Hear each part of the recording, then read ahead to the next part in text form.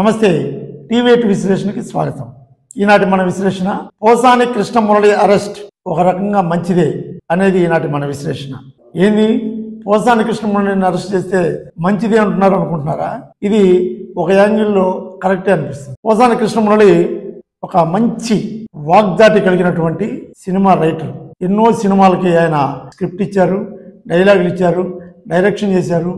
దాదాపు 100కి పైగా సినిమాల్లో నటించి ఆంధ్రప్రదేశ్ ప్రజల ఆలోచనని ప్రభావితం చేసే స్థాయిలో ఆయన జనానికి దగ్గరయ్యాడు. తెలుగు ప్రజలందరికీ దాదాపుగా పోసాని కృష్ణమురళి తెలియని వారంటూ ఉండరు. అంతటి చక్కని ప్రతిభ గల నాయకుడు.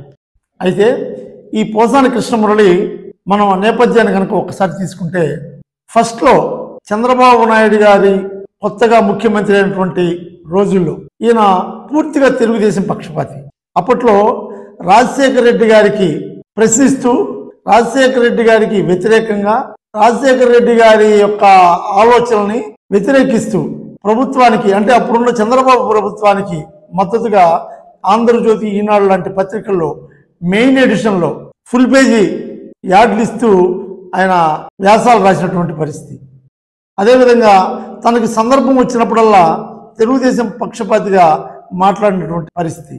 అంతటి తెలుగుదేశం పక్షపాతిగా ఉన్నటువంటి పోసాని కృష్ణమురళి చిరంజీవి గారు పార్టీ పెట్టినప్పుడు పిఆర్పి ద్వారా ఎలక్షన్లో నిలబడి ఓటమి పాలైన సంగతి కూడా మనందరికీ తెలుసు. ప్రజారాజ్యం పార్టీని ఎంతగా నెత్తికెత్తుకున్నాడంటే, దాదాపుగా పాత రాజకీయం ఏదైతే తెలుగుదేశం, కాంగ్రెస్ ఉందో వీటన్నిటికీ భిన్నంగా మార్పు కోసం అంటూ వచ్చిన చిరంజీవిని ముఖ్యమంత్రిని చేయాలనేటువంటి ఆయన తాపత్రయం అడుగడుగునా కనపడేది.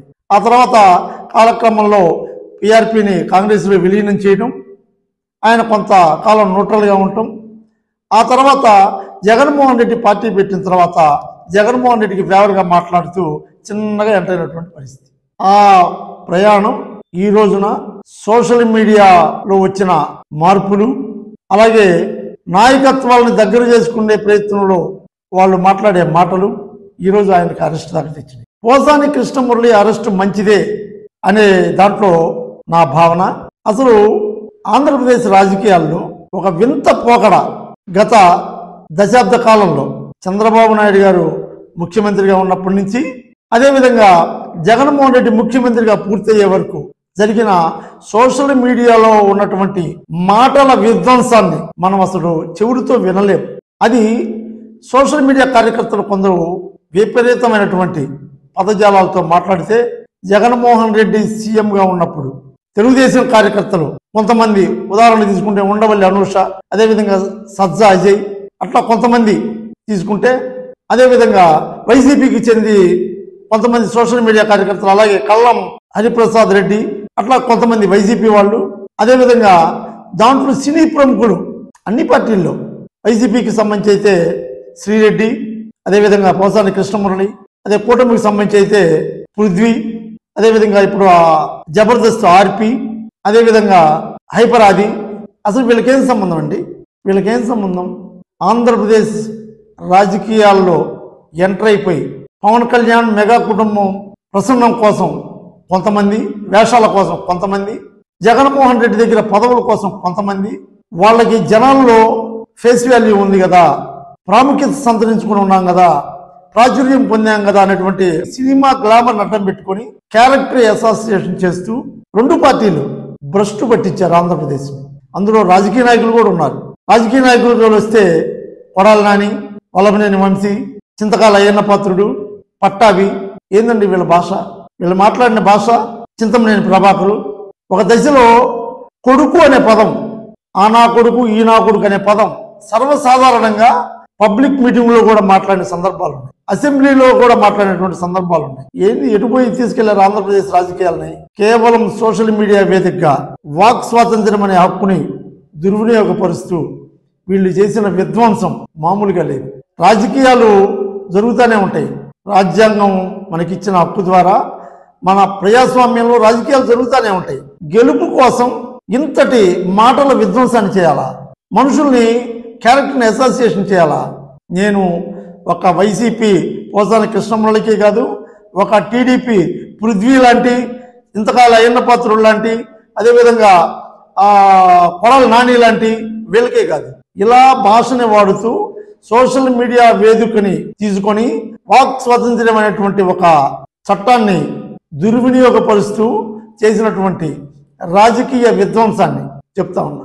ఖచ్చితంగా ఇలాంటి అరెస్టుల్ని ఒకంత బాధ కలిగినా కానీ చేస్తేనే భయపడి ఇంకొకళ్ళు మన ఆంధ్రప్రదేశ్ రాజకీయాల్లో ఆట ఆడుకోకుండా ఉంటారు అనేది నా భావన.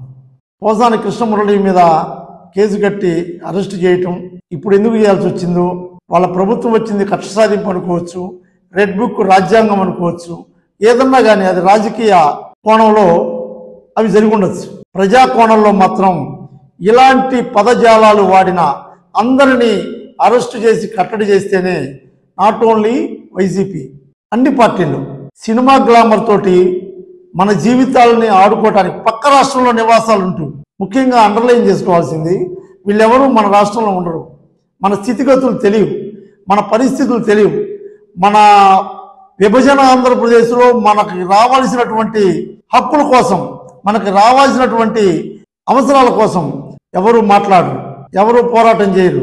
కేవలం ప్యాకేజీల కోసం, అదేవిధంగా వాళ్ళ యొక్క ప్రసన్నం చేసుకోవడం కోసం, వేషాల కోసం, ప్రాబల్యం కోసం చేసే పిచ్చి మాటల ప్రేలాపనలో కార్యకర్తని అతలాకుతలం అల్లకల్లోలం చేస్తూ, ఇక్కడ వర్గ వైషమ్యాలకి దారి తీస్తూ, శాంతి భద్రతకి భంగం వాటి కలిగజేస్తూ, ఆంధ్రప్రదేశ్ రాజకీయాల్లోని గ్రామ ప్రాంతాల్లో ఉన్న ఉద్రేకాలని, భావోద్రేకాలని రెచ్చగొడుతూ ప్రశాంతంగా వెళ్ళి హైదరాబాద్ సిటీలో ఉంటారు తెలంగాణలో. మనం కొట్టుకు సావాలి, ఆ సోషల్ మీడియా పోస్ట్ చూసి ఉద్రేకపడాలి, వాటి గురించి బజార్లో రచ్చబండ దగ్గర మాట్లాడుకుంటూ మనం ఘర్షణలు పడాలి. ఎంతటి విధ్వంసం నడుస్తుందో సోషల్ మీడియా వేదికగా ఆంధ్రప్రదేశ్లో ఒకసారి గమనించండి. అసలు మనకు కావలసిన వస్తుంది ప్రత్యేక హోదా ఎక్కడుందో తెలియదు, పోలవరం ప్రాజెక్టు ఎక్కడుందో తెలియదు. జగన్ నవరత్నాలు దారికి పోతూ ఆయన కొంత నెగ్లెక్ట్ చేశాడు. చంద్రబాబు నాయుడు గారు అమరావతి అంటూ ఆయన కొంత నిర్లక్ష్యం చేశాడు. అసలు కావాల్సిన అవసరాల గురించి ఎవరూ చూడాల. సామాన్యుడి కోరికలు తీర్చేటువంటి ప్రభుత్వాలు లేవు. ఇదొక రాజకీయ ప్రజాస్వామ్య పద్ధతిలో కాకుండా ఉద్రేకభరితమైనటువంటి వాతావరణాన్ని క్రియేట్ చేసి రాజకీయం పబ్బం గడుపుకునే విధంగా ఆంధ్రప్రదేశ్ రాజకీయాలు తయారయ్యాయి. ఇది ఖచ్చితం.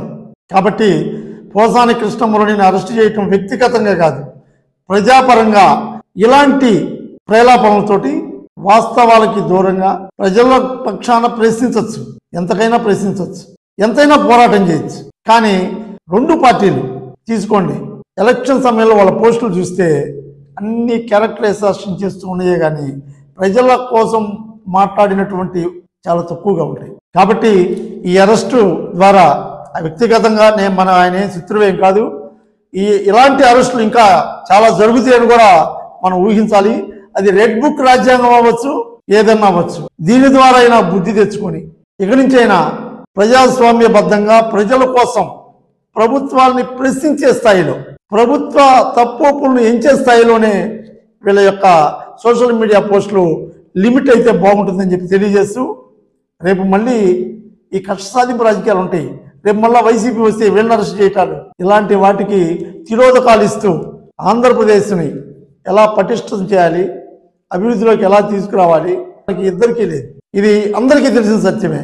ప్రభుత్వంతో కొట్టాడి రాజకీయాలకు అతీతంగా అన్ని పార్టీలు ఒకటై ప్రభుత్వం మీద తమిళనాడు లాగా కొట్టాడి హక్కులు సాధించేటువంటి పరిస్థితులు ఆంధ్రప్రదేశ్లో రావాలని కోరుకుంటూ, ఇది పోసాని కృష్ణమురళి అరెస్ట్ ఒకంత మంచిదే అనేటువంటి విశ్లేషణ వ్యక్తిగతంగా ఆయనకి వ్యతిరేకం కాదు.